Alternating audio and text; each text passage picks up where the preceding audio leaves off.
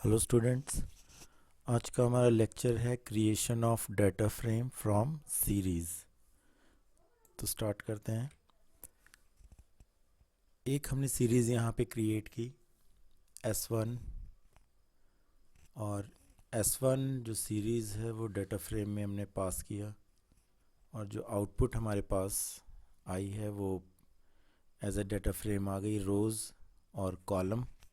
यहाँ पे 5 रोज़ हैं और एक सिंगल कॉलम, जिसका जो कॉलम लेबल है वो 0 है और रो लेबल्स जो हैं 0, 1, 2, 3 और 4 है। ये तो हुआ simple data frame from series. Next है हमारे पास creating data frame from dictionary of series. तो डिक्शनरी ऑफ सीरीज़ से हमें डाटा फ्रेम अगर क्रिएट करना है तो सबसे पहले हमने 3 सीरीज़ यहाँ पे डिक्लेयर की और डिफ़ाइन किया। जैसे S1 है pd डॉट सीरीज़ 1 2 3 4, S2 जिसमें नेम है और S3 जिसमें सैलरी है। तो एक डाटा फ्रेम हमने डिफ़ाइन किया df1। डाटा फ्रेम का वेरिएबल है जिसको डाटा फ्रेम ऑब्जेक्ट भी हम कह सकते हैं।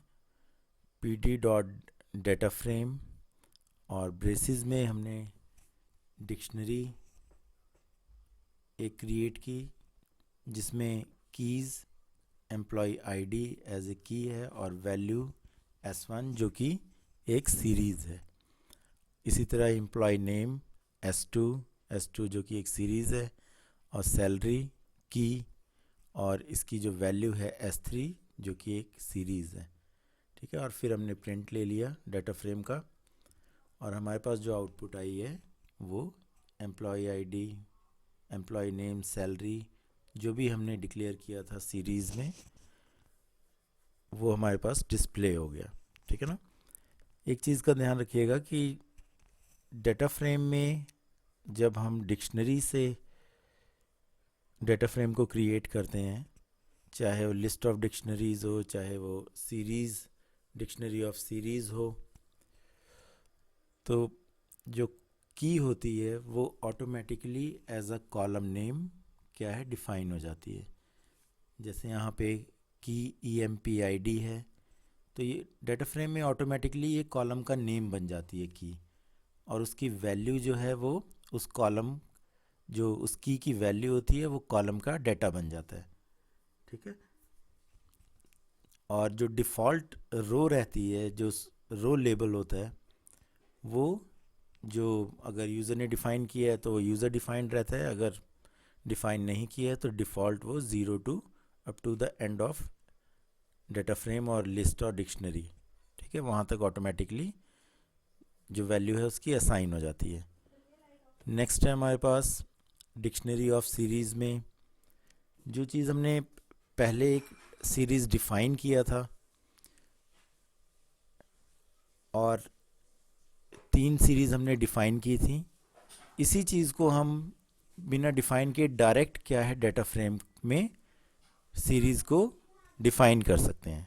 ठीक है ना। जैसे यहाँ पे मैंने सीरीज़ का बिना ऑब्जेक्ट क्रिएट किए डायरेक्ट यहाँ पे एज ए वैल्यू को क्या है पास कर दिया।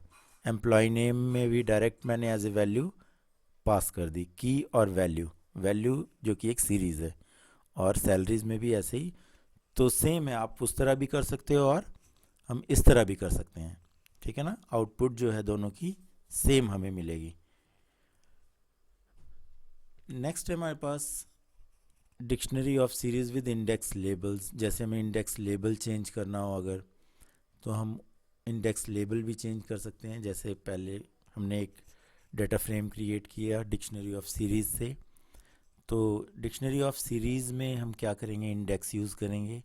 जैसे बाय डिफ़ॉल्ट 0 1 2 3 4 था, तो यहाँ पे हमने डिफ़ॉल्ट क्या कर दिया ABCD। ठीक है। और एम्प्लॉय नेम जो है वो अमित, अफजल, कार्तिक, इंडेक्स ACD दे दिया। और जो थर्ड सीरीज़ है वो हमने जो इंडेक्स उसमें दिया है वो ABC दिया है। देखिए एक एक मिसिंग किया हुआ जानबूझ के दोनों में, तो जो मैचिंग इंडेक्सेस हैं वो तो यहाँ पे डिस्प्ले होंगे उनकी वैल्यूज़। जो मिसमैच्ड हैं, जैसे सेकंड में जो मिसमैच है वो बी है, तो यहाँ पे जो एम्प्लॉय नेम में है यहाँ पे बी मिसमैच है, तो जो एम्प्लॉय नेम में जो डाटा आएगा वो नैन ऑटोमेटिकली फिल होके आ जाएगा। ये हमने पहले भी किया था कि जो मिसमैच्ड इंडेक्सेस होते हैं वहाँ पे जो डाटा होता है वो नैन नैन ऑटोमेटिकली फिल हो जाता है। ठीक है ना, चाहे वो इंडेक्सेस हों, इंडेक्स लेबल हों, या चाहे वो कॉलम लेबल्स हों। तो इस तरह से हम डिक्शनरी ऑफ सीरीज़ को क्रिएट कर सकते हैं, उसमें इंडेक्सेस चेंज कर सकते हैं। तो आज का जो हमारा लेक्चर है वो इतना ही है डिक्शनरी ऑफ सीरीज़ का। नेक्स्ट जो हम करेंगे वो एट्रीब्यूट्स ऑफ डाटा फ्रेम। जो नेक्स्ट टॉपिक होगा हमारा एट्रीब्यूट्स ऑफ डाटा फ्रेम। जिस तरह हमने सीरीज़ में एट्रीब्यूट्स पढ़े थे, उसी तरह हमारे पास डाटा में भी कुछ एट्रीब्यूट्स हैं जो कि हम नेक्स्ट लेक्चर में पढ़ेंगे। तो इसकी प्रैक्टिस कर लीजिएगा, कोई क्वेरी होगी तो पूछ लेना। Okay, thank you.